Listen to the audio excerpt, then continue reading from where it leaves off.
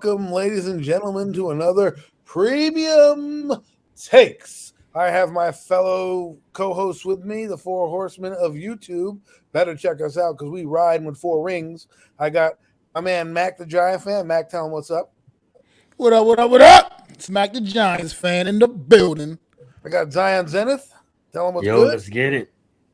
And I got the man in the basement, Jeffrey T. Jeffy, what's going on, man? What's going on? This is NYG Jeffy T 3285. Hope everybody's having a great Sunday. Don't mind Jeffrey. He is not kidnapped. Okay, he is in his own basement. So just in case you were wondering and you were worried, I'm just letting you know he is safe and sound in his own house. So first topic today, folks. We're going to start with the NFL. Being that training camp is on the horizon, I can almost see it. I can almost smell the fresh cut grass. Let's start with some NFL topics, okay? And one of the big topics that has come down the pipe so far is Baker effing Mayfield.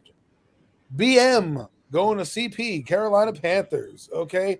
What do you guys think of this trade, and how do you think it plays out for them? We will start with Mac. Go. Well, this trade is interesting, man, in so many different ways, man. Baker Mayfield going to the Carolina Panthers, where we all thought at least that Sam Darnold was probably going to start off the season, at least start the season off as a starting quarterback. However, there's also another conundrum there because they drafted a young guy out of Ole Miss named Matt Corral. And, I mean, this guy was one of the top-rated quarterbacks coming out in this past draft class, was looking like he was the potential future. And I'm not going to lie, a couple months ago here on Premium Takes, this very show, I predicted Matt Corral to not only take that job from Sam Darnold, but he was going to be Rookie of the Year. Now Baker Mayfield and got traded there. It's like he screwed that whole prediction up. I mean, I just don't see that happening now. I mean, Baker Mayfield, I would assume, will be the starting quarterback for the Carolina Panthers week one because I believe he is better than Sam Darnold, significantly better than Sam Darnold. So it kind of makes that whole quarterback room a mess now because now you got three guys that, quite frankly, are going to want the damn ball. They're going to want to fucking play. So it's interesting trade for them to send him to Carolina. I really thought he was going to end up in Seattle. I really did believe that. I just thought that was probably the best place for him. Go knock out a guy like Drew Lock. Let him still just keep learning for a couple more years. I'm pretty sure Sam Darnold in his own mind believes he should still be a starting quarterback in this league. And it's going to be an interesting situation down there in Carolina. I'm just not sure. I haven't heard any statements released from Sam Darnold since this trade's been made. But it's going to make that whole situation messy, and I'm not sure what it's going to also do for the development of Matt Corral at this point. Because let's say hypothetically Baker Mayfield goes down there and just has a lights-out season, just amazing, just numbers off the chart. Then of course Carolina's going to want to sign him in there long term, and then it's like, what's that mean for Matt Corral's career? Is this going to be kind of in limbo at this point? That's not. I mean, he didn't sign up for that. He got drafted to Carolina. But at the same time, I think he was probably feeling good about his chances of getting on the field this season when Sam Darnold was the only guy in his way. Now he's got Baker Mayfield standing in front of him. And Baker Mayfield is, let's face it, how we feel about him, he's a good enough quarterback to definitely hang on to that job for the entire season. I mean, it just is what it is. Well, and great points there, Mac. I'll let the rest of you talk. I think the cream will rise to the top. So don't. I mean, he may not start week one, but there's a lot of time between now and then. Zion? Yes. I like Mac's points, and I like to point out that yes, you have those two quarterbacks on the roster, but bringing in someone like Baker Mayfield is someone that I look at the Carolina Panthers like they're kind of like in the same situation as us. When you look at someone like Daniel Jones and you look at someone like Baker Mayfield, they're almost like the same person. What separates Baker Mayfield is we've seen him on a team and put the team on his back and go and win football games. Now, I don't want to hear that Baker Mayfield has a better roster than Daniel Jones. I'm not trying to bring up Daniel Jones. I'm just bringing up his name to make a point.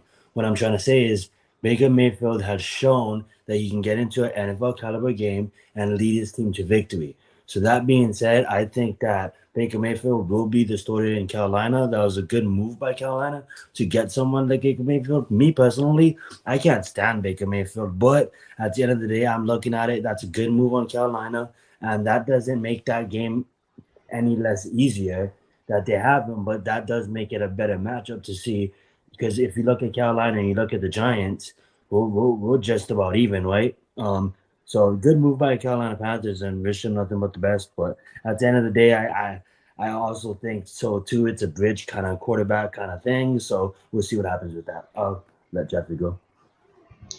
You got 3 starting quarterbacks. You don't have a starting quarterback, and that's I think right now what the Carolina Panthers have. Baker Mayfield, he has shown ability in the past, but he's also a guy that has trouble staying healthy. And last year he had everybody around him, he had everything around him to succeed, and he couldn't get the job done. And he also got hurt throughout the season. He was dealing with shoulder injuries. He's a smaller guy that's been beaten around for many, many years. He's a guy that can't stay healthy. And he's going into a competition where he's not the clear-cut guy. You figure he gets traded to Carolina, you think he's going to be the guy that's going to be the starter. He's not even been given that right now. With Sam Darnold, even Matt Corral still have an opportunity to take that job from him. So I mean, I don't trust Baker Mayfield to be able to make it through the season healthy. And I think one way or another, I think we're going to see Matt Corral sometime during the season because Sam Darnold, he's just not it. And Baker Mayfield, just don't think he's going to stay healthy. So I think one way or another, Matt Corral will be starting, and I feel bad for Matt Rule because he doesn't even have a quarterback there. Wow. Well, all good points. Now, my thought process is they're desperate, right? Obviously, we know Sam Darnold is trash, okay? And, you can put lipstick on pig doesn't make it any better than it already is, right? So getting Baker Mayfield instantly upgrades that team in my eyes. I'm not saying they're a playoff team, but now they'll have a competent quarterback running things out the gate. And a guy who when we look at that week 2 game, I'm glad Zion brought it up.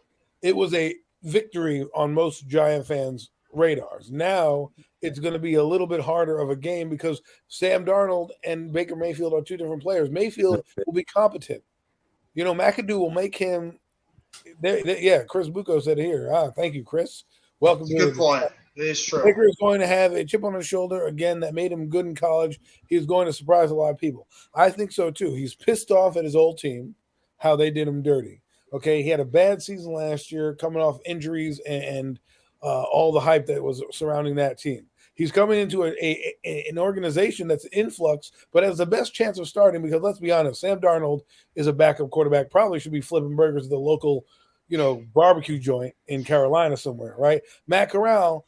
If I'm Matt Corral, I'm pissed off, but at the same time, now there's no pressure on me because I'm the third guy, right? I can just learn the playbook by 2 veterans. Unfortunately, veterans I don't really want to learn from, but veterans nonetheless. You can see how they operate game in and game out. And I think what this does is Giant fans need to realize something now. Where this game ain't going to be easy come week 2. Okay, it's not going to be some walk in the park. You're like, oh, we got Sam Darnold. You got a guy who's a competent player, who's brought his team to the playoffs, who went toe-to-toe with Patrick Mahomes in the playoff game, and it wasn't his fault they lost that game. Okay, so for me, I like what Carolina did there to shore it up. I'm like with Mac. I thought Seattle should have been the best destination, but here's where I will disagree with Mac: is that if he balls out, I don't think Carolina will sign him because I think Carolina will be like, you know what? He's going to command too much in the open market. Carolina's going to be like, well, we got Matt Corral here that we drafted. You can go kick rocks and go be a quarterback somewhere else. We'll take our quarterback. Maybe franchise him, though. If he has a good season, you might think about franchising him for a year. I don't think they would do that. It depends on how good of a season because I think Matt Rule has to make the playoffs to keep his job.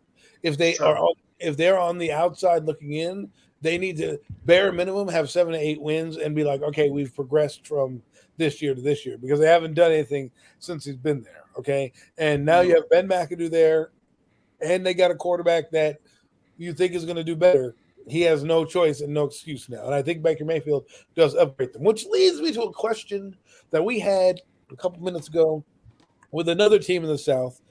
That team from Nolans, the Bayou State, they got a quarterback that some people don't seem to like. And so for me, I'm kind of interested in what you guys think about Jameis Winston. And Olivia says Jameis is better than Baker Mayfield. I don't think so, Olivia. That's a little homerness there because if you look at their careers, Baker Mayfield made the playoffs. I'm sorry. I go with resume over loyalty. But anyways, back to Jameis Winston. Fellas?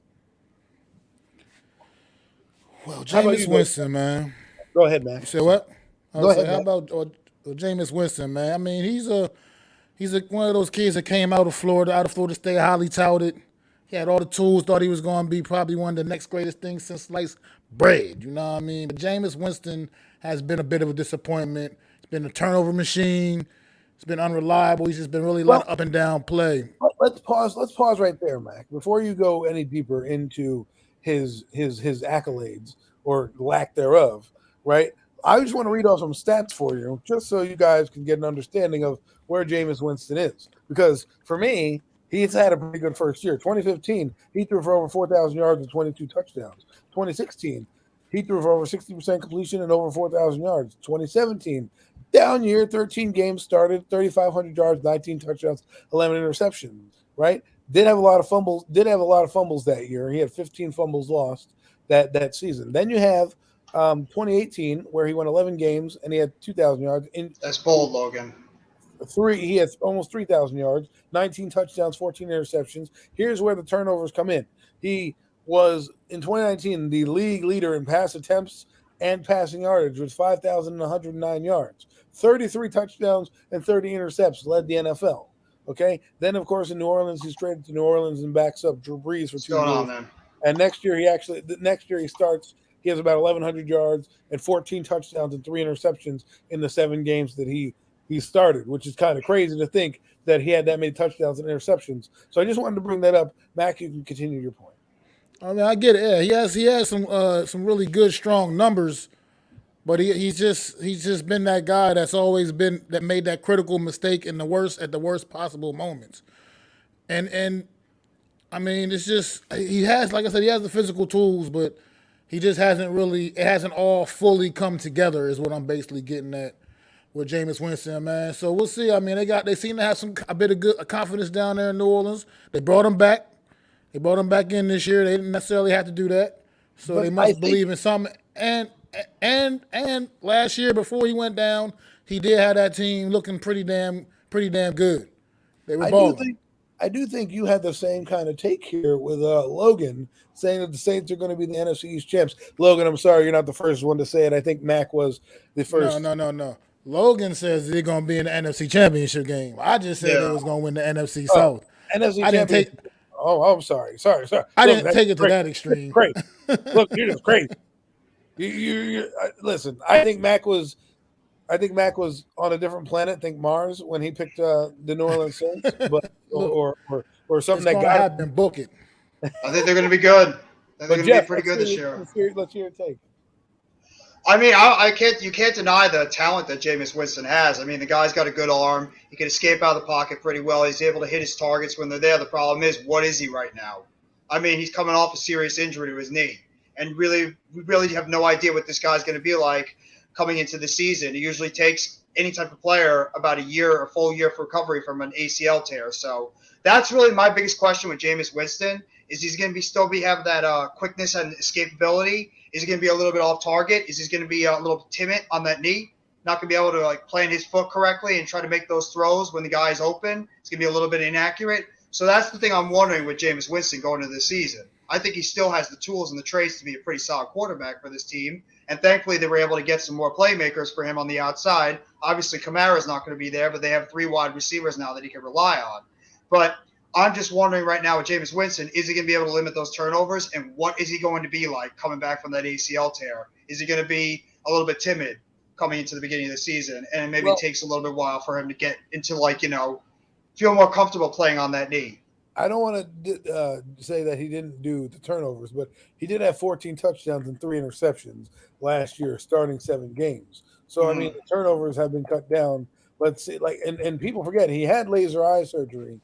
Yes. That kind of helped correct him. That 30 touchdown year, he said that he was seeing double vision, which, if you're seeing double, probably doesn't help when you're trying to throw the football to your teammates, because now you see maybe 2 or 3 of them as opposed to 1 receiver. So, Zion, I'd like to hear your thoughts. You're on mute. Thank you. I just think that early on in his career, Bruce Arians forced him to just throw it downfield a lot. and that kind of messed it up. I mean, like we're talking about a guy who got over 5,000 yards passing one season. We're talking about a guy that, you know, he was forced to just go open, throw it downfield, throw it downfield, throw it downfield. And when he got over at Sean Payton, New Orleans Saints, Sean Payton's is one of the best coaches who ever coached the game of football. So it's kind of like honed your craft.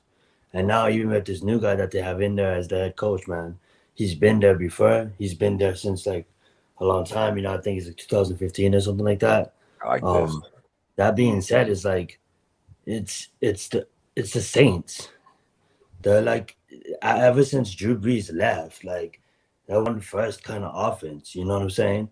So it's like the Dinkin and Duncan will work with the New Orleans Saints because they have the line to make it work. They have one But of the better lines in the league, and I think using that, What's going maybe on, not Almighty? top 5, mostly like top 10, but using that, like I think he'll be all right. Like a lot of the things that you guys say are facts. I agree with most. Jeff brought up a good point about his health. Absolutely, he's coming off of a major injury. How does that slow him down physically and mentally? But I think, start him off slow, utilize the running backs and the receivers that you have on roster. Kind of like I think that we're gonna do with our Giants. We're gonna ask Daniel Jones to get the ball out fast. You did the same with James Winston. They have the line to do it. They have the defense to hold the other opposing offense. I think he'll be all right. I don't think he's gonna get ridiculous numbers, but I can see him finishing at about 44 to 47. You know, that's not too ridiculous in this day and age. Um, 44, 47 is probably high, but maybe like 42 to 44, more realistically. I think he'll be all right if the team. I have the Saints going deep. I don't have them representing the NFC in any championship game, but at least divisional. If they don't get taken out in the wild card, I have them making the What's playoffs. up, So normal guy? I think he'll be all right. I don't want to drag it on any longer. Next question. Well. I want to look. I know that a lot of people aren't fans. I know NYG22 said, James is not good. Whatever. I'm not saying he has to be great, but he has the same offensive coordinator they had last year. He doesn't have the same head coach. He has the same offensive coordinator who helped him. Dennis Allen, who was a head coach, is now assuming the role of head coach. Okay, their offense is not going to change much from last year, where he was doing a very good job orchestrating that offense, and their defense is pretty feisty. So he has to be better than Trevor Simeon and whatever other bum they put out there last year. That slash kid, I forget what his name was. You guys know what I'm talking about. The quarterback that plays punter and running back and all that. Taysom Hill. Yeah, that guy. He's better than those two guys. Not saying much, but what I'm saying is, for me, last year I was impressed, even in the Giant game, that he had that team humming. Now, if they can put it together defensively, maybe they beat Tampa Bay, and maybe Logan's right. I don't believe it, but we'll see. I want to get back to a comment that Olivia made before we move on from the NFL. She said that she thinks the Buffalo Bills and the Tampa Bay the Buffalo Bills and the Chargers are going to make the playoffs, be in the AFC Championship game. What are you guys' thoughts on the Buffalo Bills? I know a lot of people riding high. I like the Buffalo Bills. Nobody circles the wagons like the Buffalo Bills. But do we think they're the clear-cut number one team going into the AFC, and do we believe they're going to represent the AFC in the Super Bowl? I do not think they are the clear cut going into the AFC, man. Like they're good. They're going to be there. They're going to be battling at the end, for sure. But the AFC is an absolutely stacked conference, man. And there's right now ain't nobody to clear cut anything in the AFC, man. Because Kansas City's going to have something to say about that. The Chargers are going to have something to say about that. Hell, the whole damn AFC West is going to have something to say about that. And then you still got up the other squads too, man. You got the Tennessee Titans, the Colts, the Steelers, Bengals. Well, the Bengals ain't going nowhere. Trust me, the Bengals are for real. They are going to be poised to make another run as well. The Ravens are going to bounce back. That AFC is loaded. Yeah. Let me ask you this, okay? Because I think, like Logan thinks, Buffalo is due for a big season. When they get there, I'm rooting for them to win the Super Bowl. So who do you guys have representing the Super Bowl then? Because I know right now the media darling is the Buffalo Bills. that epic game they played against Kansas City, which they lost, by the way. But a lot of people are picking them to be the representative of the AFC. So if you don't think that they're the favorite, or at least the team going in, who do you guys believe will be representing the AFC? Maybe it's not that far-fetched to say the Bengals. The Bengals still got a talented team right there that if they can remain healthy, they're still a big-time threat in that AFC and over on the NFL. And they just got better in the weaknesses of their team, which is the offensive line as well as the secondary. So there's no reason to think that the Bengals can repeat. And nobody keeps talking about them, but why can't the Raiders do it? The Raiders, they improved drastically as well during the offseason. And why can't Derek Carr take a step up this year? Why can't he take a step up into the MVP category with him playing with his old buddy, Devontae Adams, Hunter Renfrow becoming one of the premier slot receivers in the NFL? You still got Josh Jacobs, a better offensive line. Want your prediction to be right. I think the Raiders are going to be good. I think the Raiders are going to be a much better team than people are giving them credit. I really do. I am flying high with that Raider team because I think they're going to be a much better team. I'm telling you. And I hear you on that one. Anybody else have any thoughts? I know. Yeah, I do want to be right too. I was gonna say if you want to, man, book that, Jeff, lock it in. But me personally, I think the Raiders are gonna make it through the season, but I just think they're gonna get eliminated in the playoffs. That being said, I like your dark horse pick being the Raiders. Lock it in, bro. Put a bet in. What's up, Alex? With Vegas, see what happens with that. What's up, Alex? I honestly think on paper right now and going in, I do feel that the Buffalo Bills will be representing the AFC, but then again, such a stacked division. Broncos could be a sleeper, but I think the roster is still young. But they do have Russell Wilson, so anything can happen there. That being said, did you talk to NYG22 on the side? Did you kind of like collabo before he came on the show? Hey, man, I'm picking the Broncos. You should go on there and pick the Broncos with me. That's a good one. You guys, that's interesting. They're good. They can. Why can't they go far? They got a good balanced roster. We all know that whole division is good, but with that being said, that's why I'm on this Los Angeles Chargers bandwagon this season, man. I'm on that wagon, man. This team is loaded.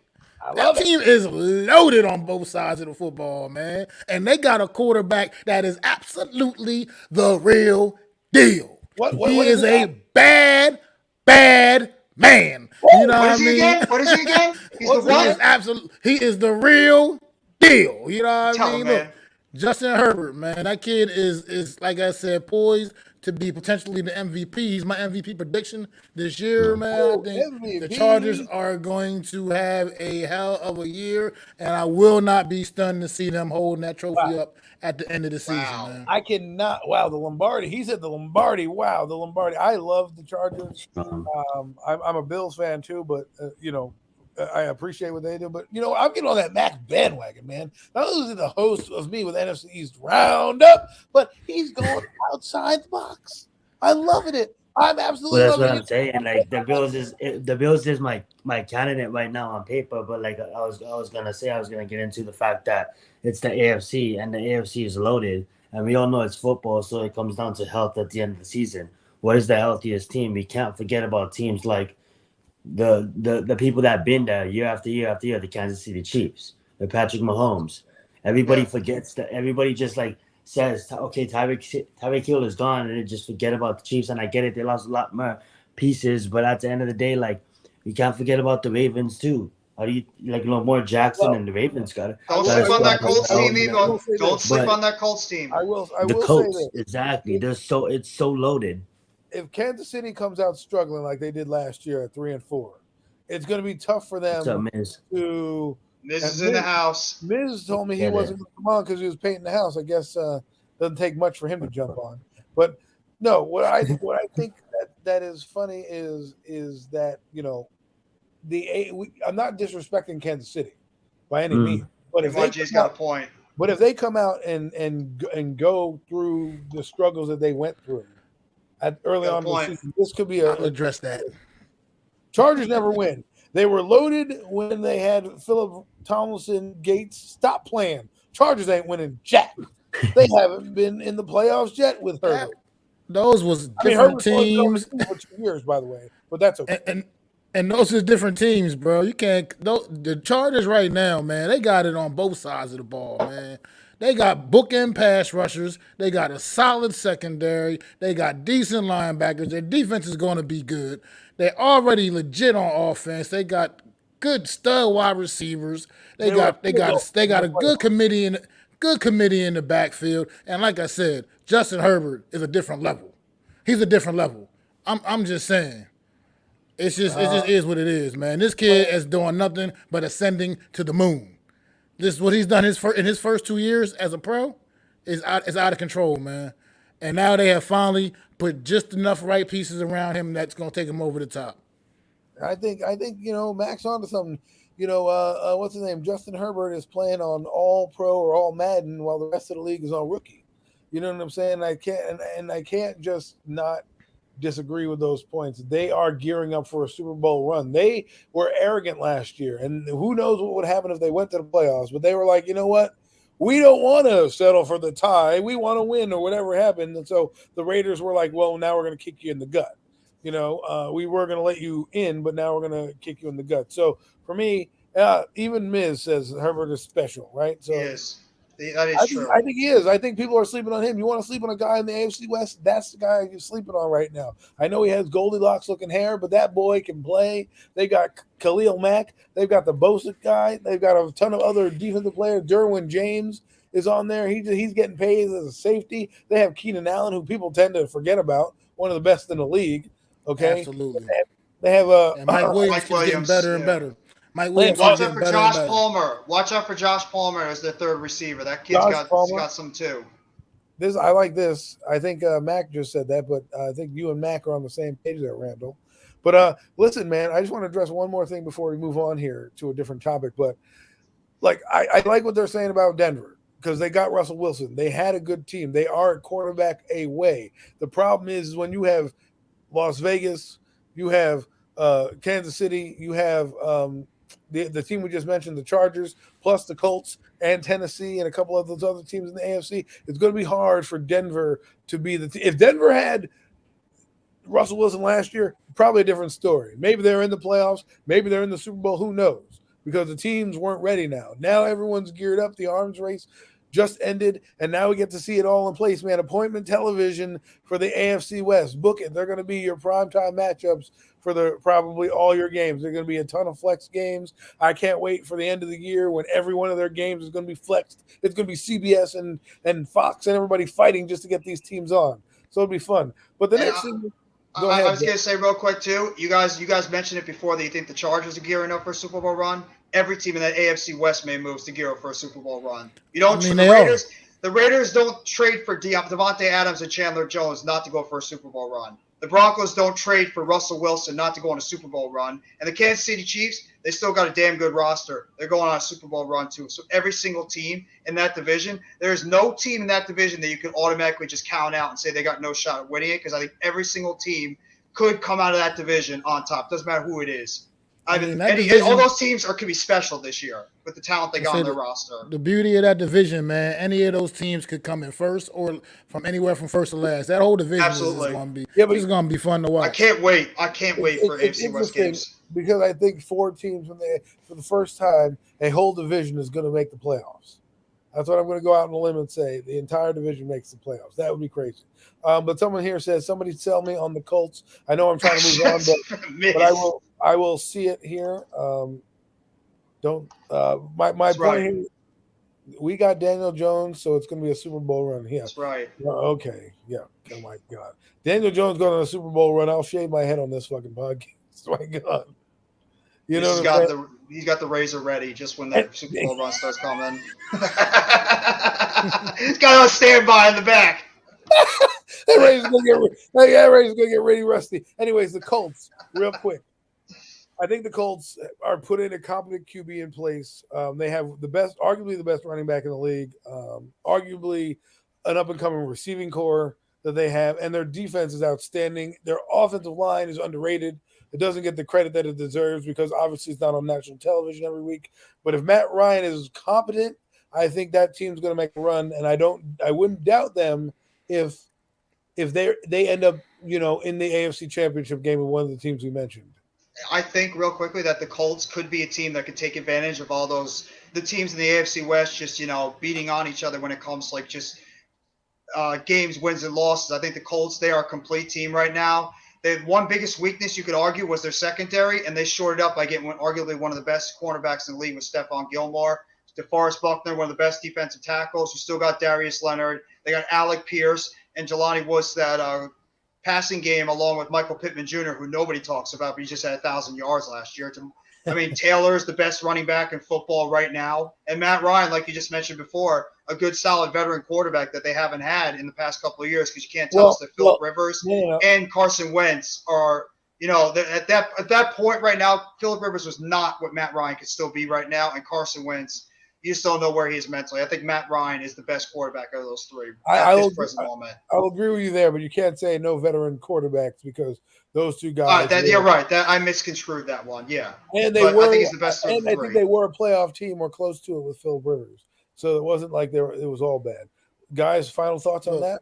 What's going on, Chad? Say, look, the Colts and the Titans are going to definitely battle it out down there in the AFC South for that division down there. But I think one thing we can all agree on: the AFC playoffs this January is going to be something fun to watch, and I recommend everybody pull a seat up for that one. Cannot wait. It's going to be so much fun watching all those AFC teams battle it out. Let's go, Raiders. Raiders! I don't tell much about gambling, but we might have some shekels on a couple of those games there. So anyways, we're going to do what we do in this segment and change it up a little bit and give us your favorite sports memories. We're going down memory lane. That's my little memory music as we get into the sports memory segment. Zion, you've been pretty quiet this last segment, so we will start with you. Do you have a sports memory or moment or anything that you want to share with the group? First off, I hit your line tomorrow, Miz. Thank you. I miss you too, brother. Let's get it. Sports memories. What's one that I had that I didn't mention yet? I'm just gonna say the memory that basically, for those of you who don't know, I grew up a basketball fan, and I loved watching football, but I wasn't really into it as much as I was into basketball. So I just loved Michael Vick because he was so great. So I basically was a Falcons fan growing up. And that being said, when I finally started watching football fully, I remember when Michael Vick went to jail because of dogfighting and stuff like that. I remember trying to pick a team. I had bought a hat, and I didn't know what the team was. It was kind of like my knowledge on baseball. Like I can't tell you who plays in what city and stuff. Maybe I can, but at the end of the day, long story short, I remember turning on the TV, and it was a game with Chicago Bears versus the New York Giants. And then all I remember was this guy, it's quarterback position, the number 10 on his jersey, and he threw a nice ball over the top, and a receiver named Amari Toomer caught it and went in for the touchdown. And then ever since that game, I got super excited. I'm like, oh, I'm going to start following that team. And then that being said, that year they ended up winning the Super Bowl against the undefeated Patriots. Against Chicago. Ruben Jones scored in that game. The well-dressed Amani Toomer.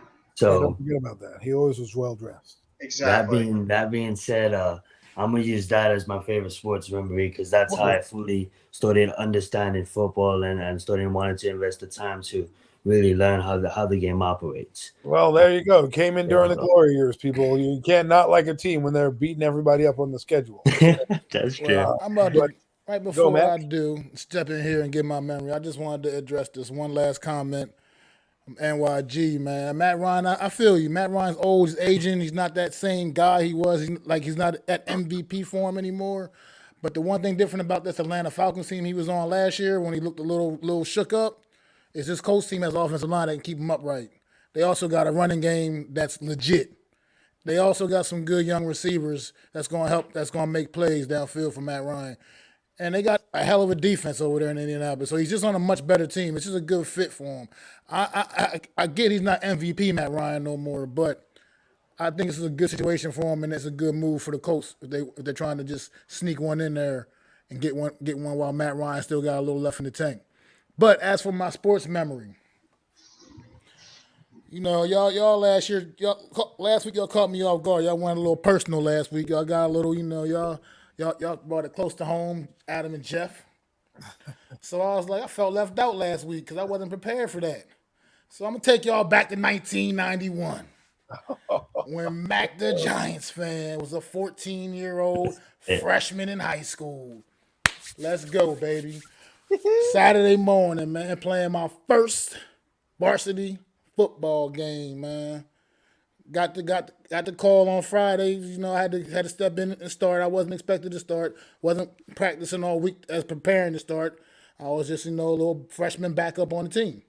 But guy tweaked his knee. Guy in front of me tweaked his knee on a walkthrough practice on Friday, the day before the game, no less. He tweaked his knee. He wasn't able to go, so I had to step in.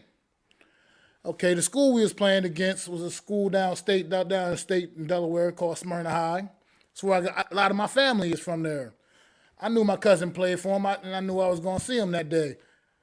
Didn't expect to actually get in the game and play because the guy that was in front of me was pretty damn good. I wasn't, barring other than him getting hurt, I wasn't going to get on the field.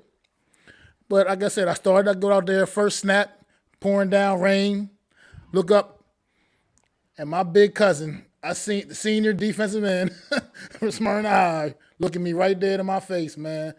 And he welcomed me to high school football, bro. So that's just and that is my memory as a 14-year-old freshman in 1991. Wow. My Well, big cousin welcomed me to varsity football. man, he's not bashful about the age either, people. 1991 doesn't seem like a long time ago, but damn, it was a long time ago. But anyways, Jeffy, what do you got for us today? And thank you. Well, I'm gonna go back to a football game that us New York Giants fans should all remember and have very happy moments for, and that's the divisional game against the Green Bay Packers, 2011, when we were going against the number 1 seed, Aaron Rodgers. That team was supposed to tear us apart, 15-1. and then that that guy number 88, that guy, that beast, that 6'1", over 200 pound wide receiver that decided to make those Green Bay Packers defenders his he's because he went out there and he just wrecked them and he juked them and he knocked them to the ground. Just ask that safety when Hakeem Nicks bounced off to him for that long touchdown on their first play. And oh yeah, that touchdown at the end of the first half where he went up, he grabbed it, and he just had himself a hell of a first half. Hakeem Nicks, remember that name always, how good of a player he was. But that was one of the sweetest moments. Mario Manningham taking it up the seam in the middle of the field, scoring a touchdown. Victor Cruz getting him some. Ahmad Bradshaw, the play before that Knicks game, when he could have ran out of bounds, he takes it, jukes right up the field, getting right by the out-of-bounds line with about 6 seconds to spare. So Eli Manning had enough time to throw that ball in the end zone. And then the Giants just proceeded to send the Packers home in that second half on our way to San Francisco on a glorious victory that night in Green Bay. Oh, what a great moment. New York Giants, let's go. They Hakeem Nicks. Double-checked Green Bay back to Wisconsin. Okay, so that was a great memory, Jeff. I have one that is also a Giant-related one, and that is 2005. Let me set the scene for you. It's about 4 p.m. in East Rutherford, New Jersey, and the Denver Broncos are coming to town. I know where you're going. And here I am, a young 21-year-old hanging out with a family friend, decided to get tickets to the game. Ooh, a game which I will never forget. I was up in the nosebleed section. Here we go. The Denver Broncos are coming. We're leading the AFC. We're a big dog team at that point. Had Jake Plummer as their quarterback. They're moving up and down the field. All of a sudden, the Giants start to inch their way back in. Big pass to Jeremy Shockey. Big pass to Ike Hilliard. And next thing you know, the Giants have the ball with a chance to win the game. With a chance to win the game. And what does number 10 do? Number 10, who showed us in 2004 that he can change the play up again at the line of scrimmage against the Cowboys to a run play. You saw a glimpse there, a flash, this word that everyone uses, a flash. No, what we saw in 2005 was the coming of age of Eli Manning. Okay, in that game, he went downfield within 2 minutes and brought them back on a beautiful play to Amani Toomer as he drifts left. There it is, floats one into the back of the end zone where the well-dressed Amani Toomer comes out of nowhere, sneezes it out of the sky. Touchdown, Giants. Michael Strahan's jumping off the bench. We're winning the game. Eli Manning's getting mobbed. I turn to my friend, high five him, and say, oh my God, what did I just witness? I just witnessed a Manning comeback, one of many, the start of many. The legend of Eli Manning continued. It was born that night. I just wanted to give you that, set that scene. I was at that game. I'll never forget it. It was like Toomer in 98. He did it again in 2005 to the Denver Broncos, and boom, we were on our way. That offense was so much fun with 11-5.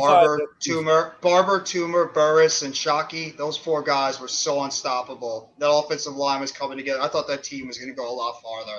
That team was fun to watch in 2005.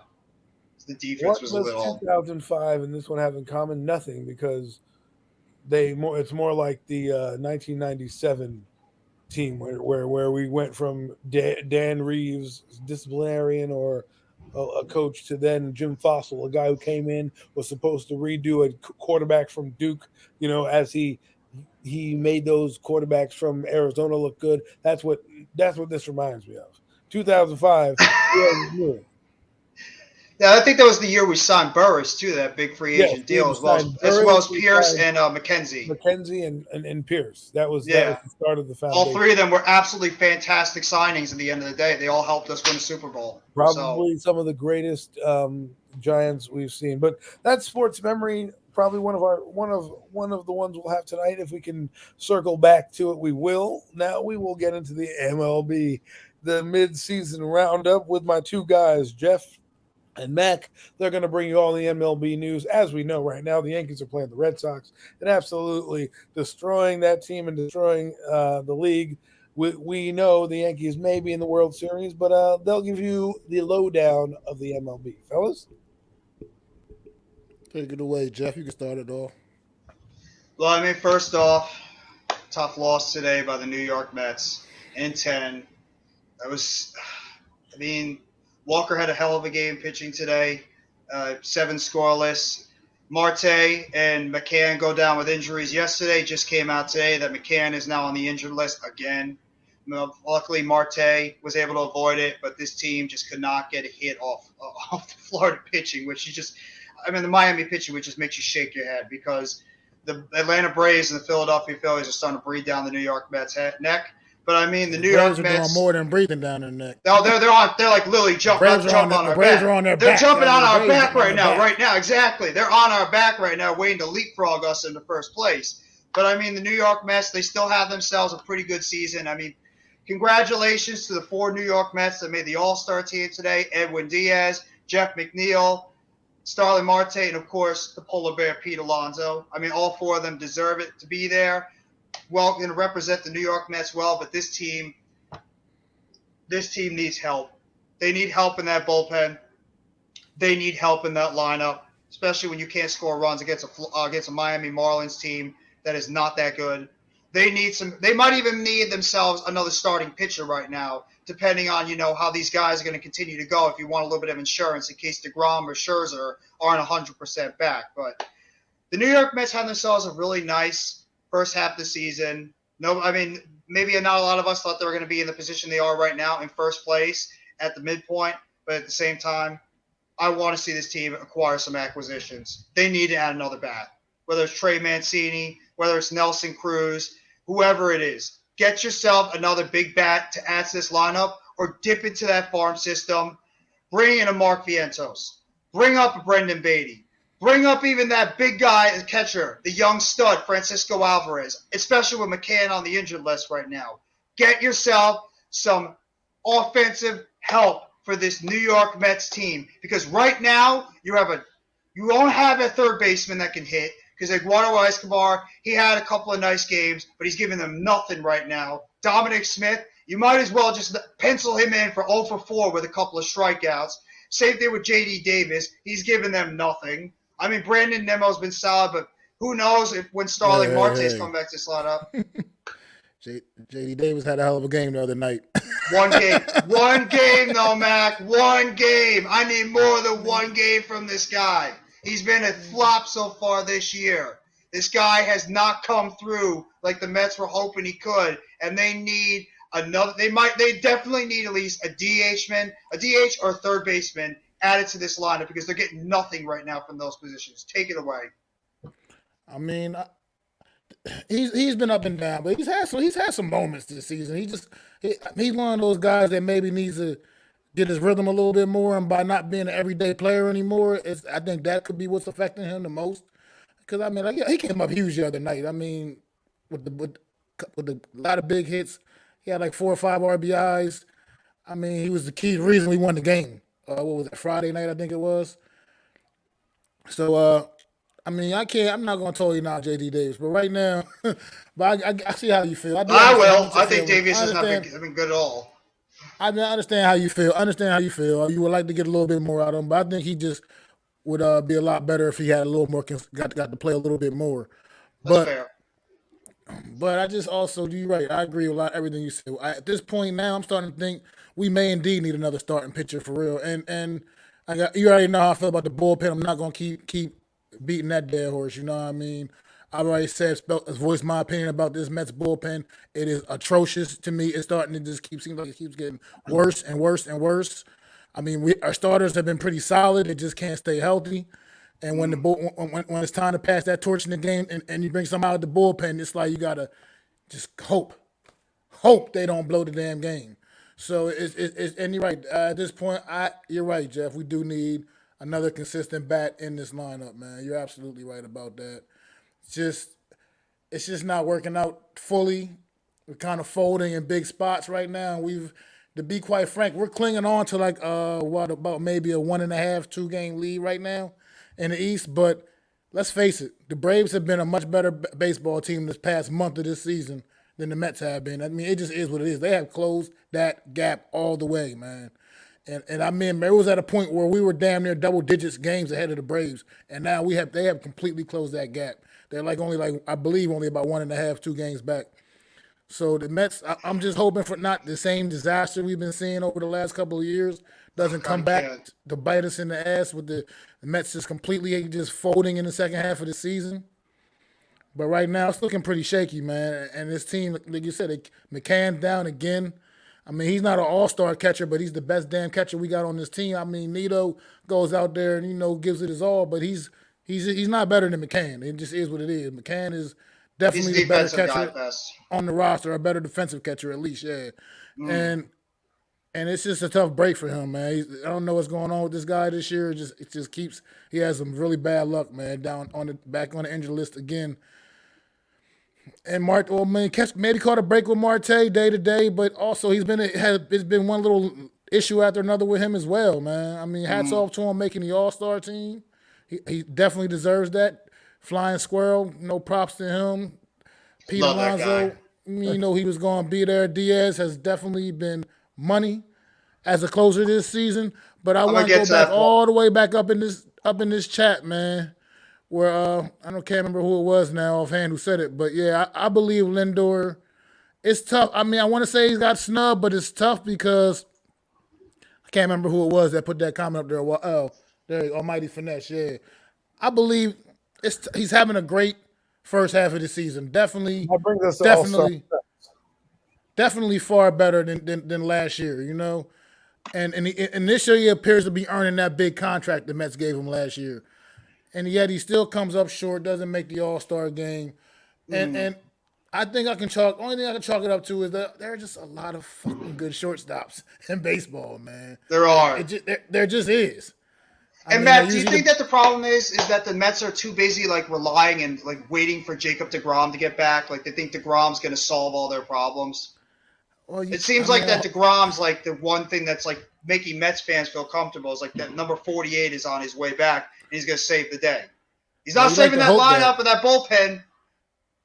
You'd like to hope so, but at the same time, I mean, he can put his bat back in the lineup if you ask me, because DeGrom is one of the best hitting pitchers in baseball.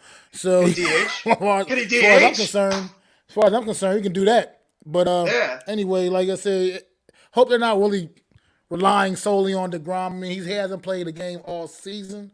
He's been looking good in his rehab stint right now in the minors right now.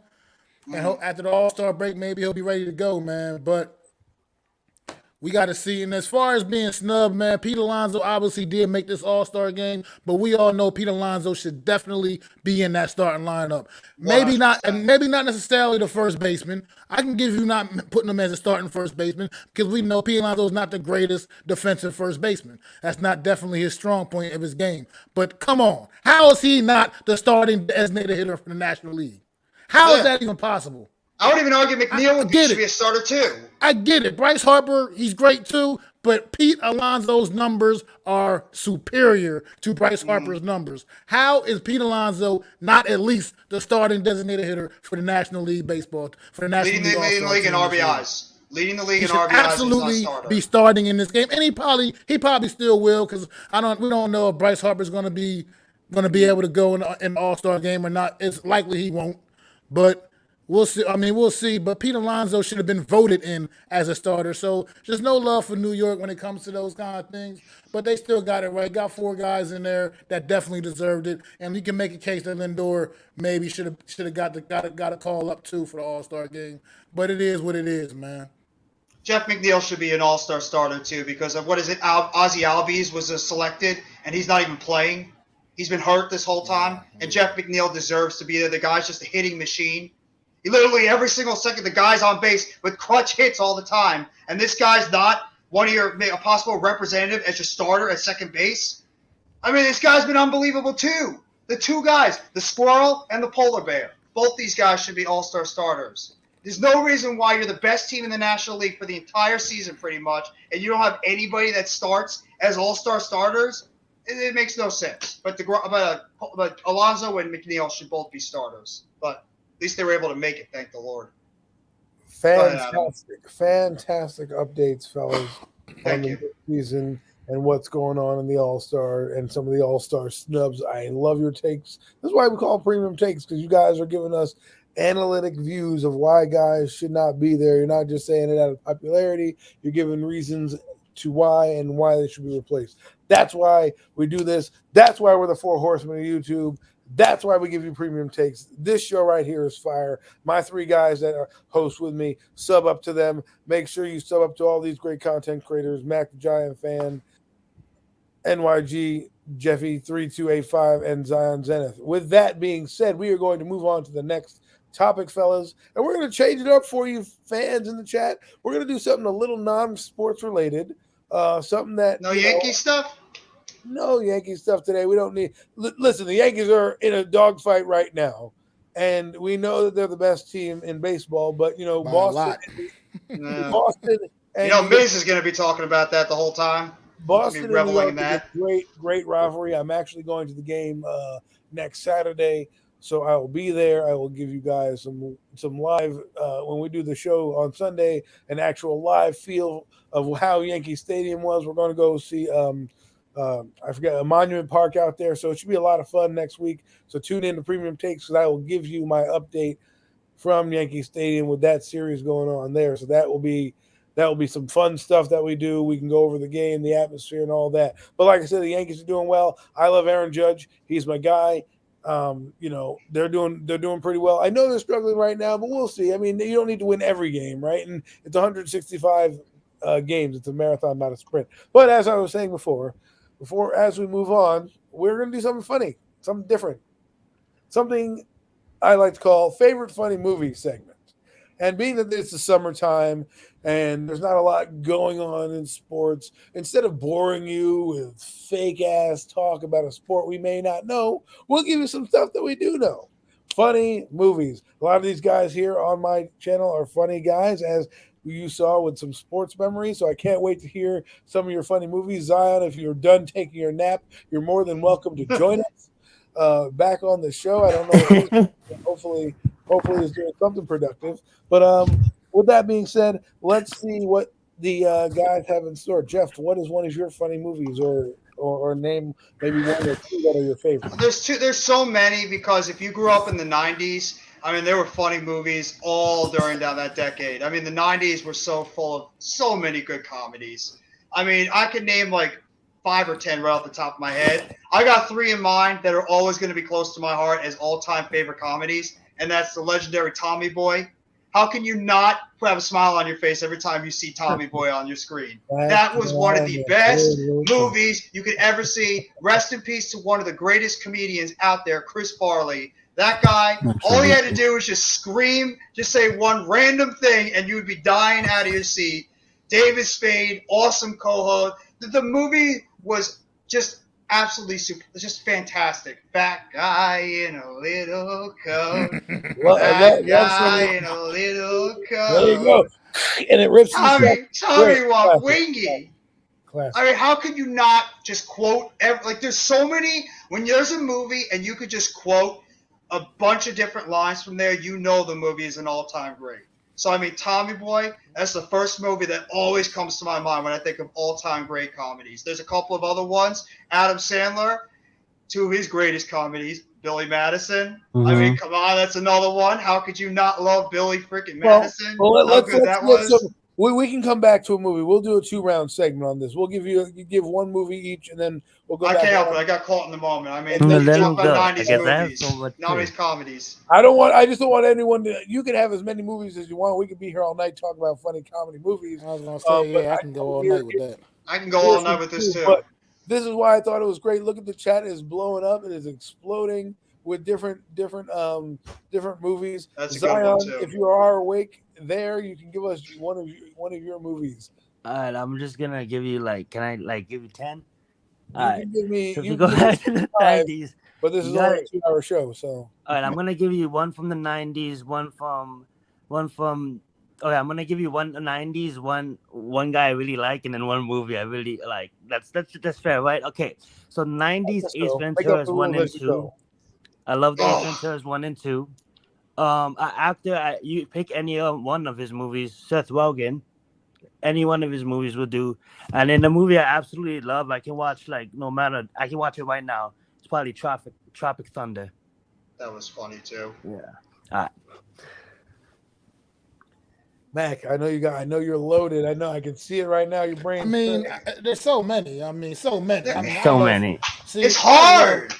In Christmas time, movies. You can watch Elf. I'm sorry. Hey, it's Max time now. It's Max time. I love funny movies, so it's just so many I could think of. But you know me, ain't nobody stepped into them 80s yet, so I'll take it back in there.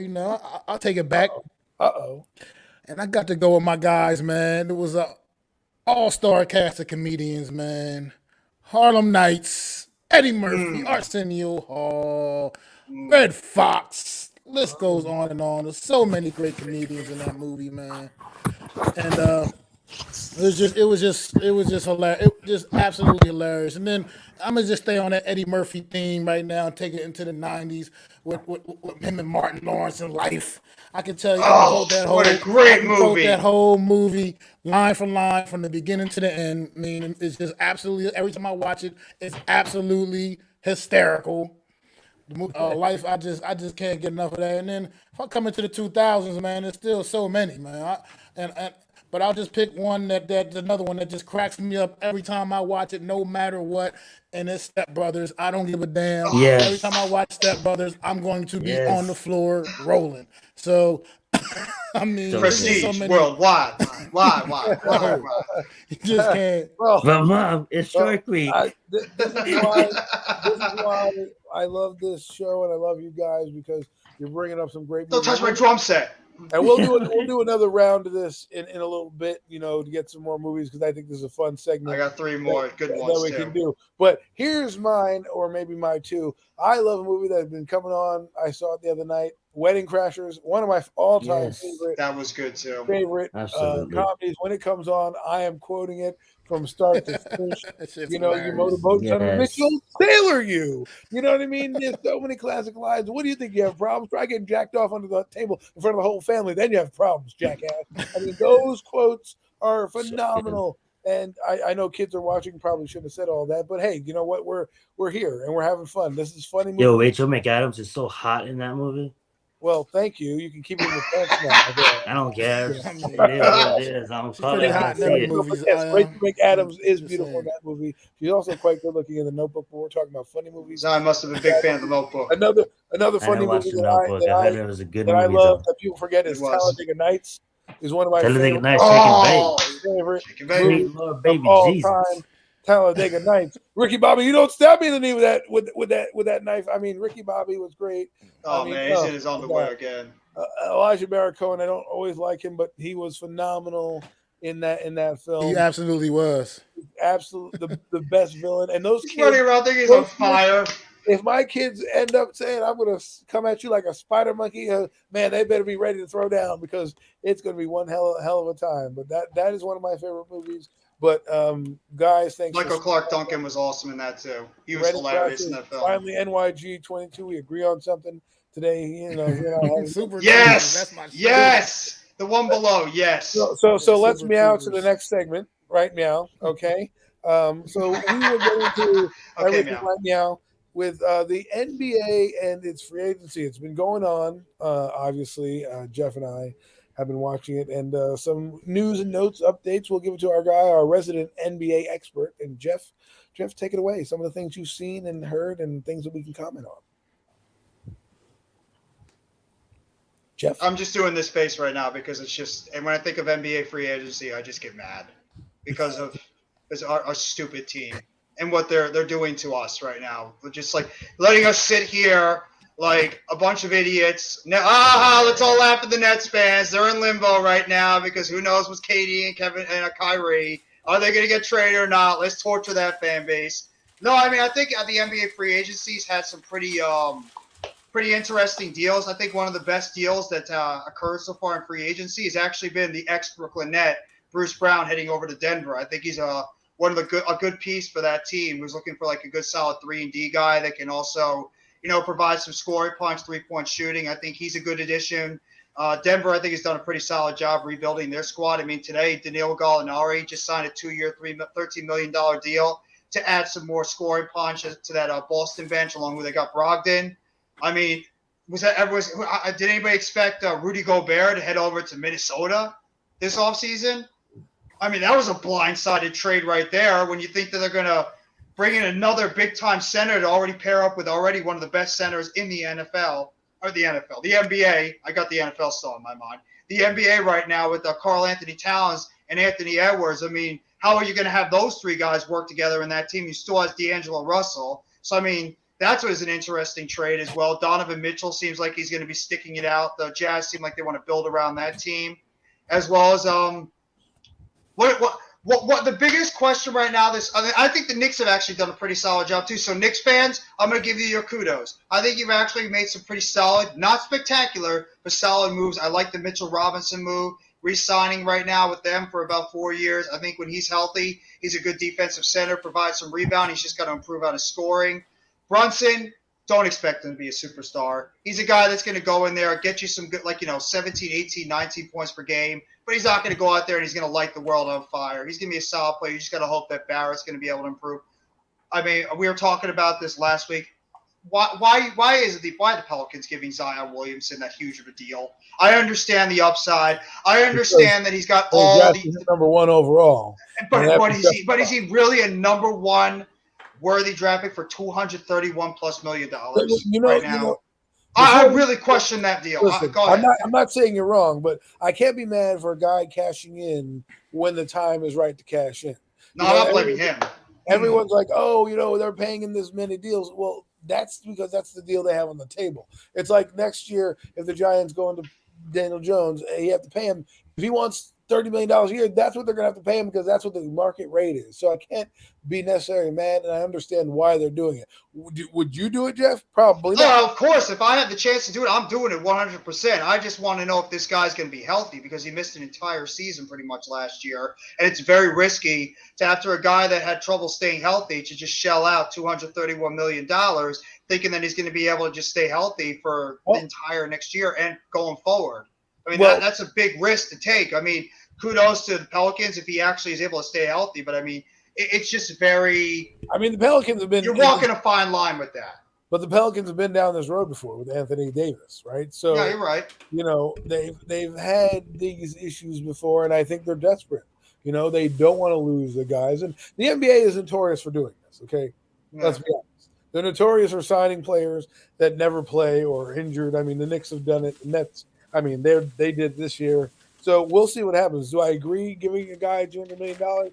No, but at the end of the day, if if his play, let me put it this way: if he was good while he was in there, but the only thing holding him back is injuries, that's when you pay somebody. Like Yes. Barkley is a prime example. You know that guy is good, so no matter what, you might have to back up the Brinks truck for that guy. Even if he was injured, right? So Pelicans don't have really a way of going. They need a franchise player, so I understand why they're doing what they're doing. Speaking of franchise players, like as a Nets fan, I just feel. How can you honestly feel right now as a Nets fan as we're sitting here?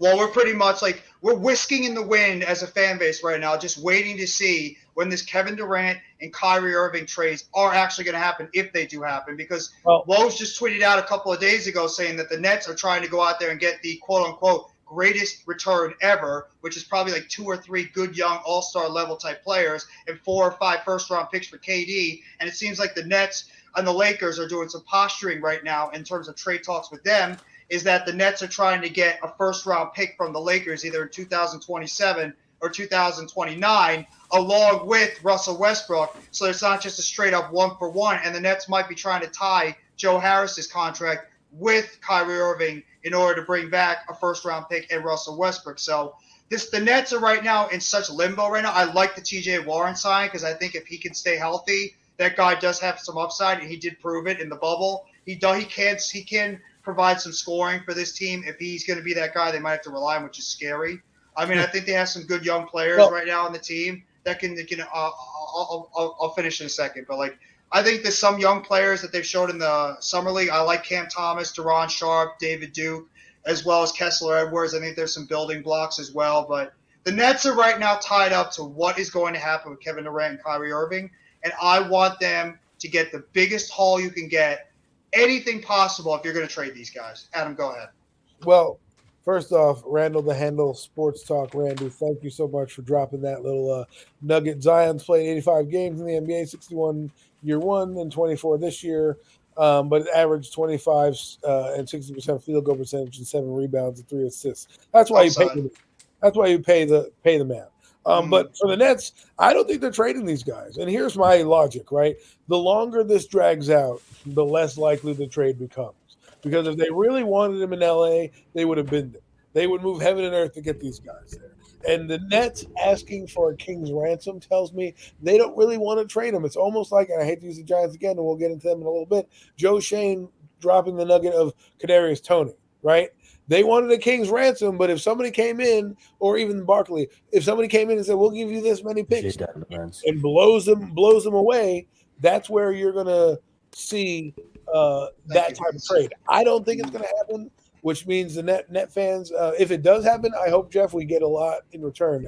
Actual sustainable players. Don't get players that in 3 years you're going to turn around and trade again because you're in love with the next free agent, right? Because that's essentially what was happening. They were like, oh, we're in love with KD and Kyrie, and we're going to back the Brinks truck up for both of them. 3 years later, guess what? They're pivoting on those guys. Now, I jump in real quick about this Nets thing while you're still in the Nets? Well, I'm balanced. Like I said at the beginning of the show, I need a balance, but I'll be back hopefully before you guys end. All right, good luck, man. Thanks for coming on. Thank you, guys. Good luck, man. Awesome. All right, here's the issue.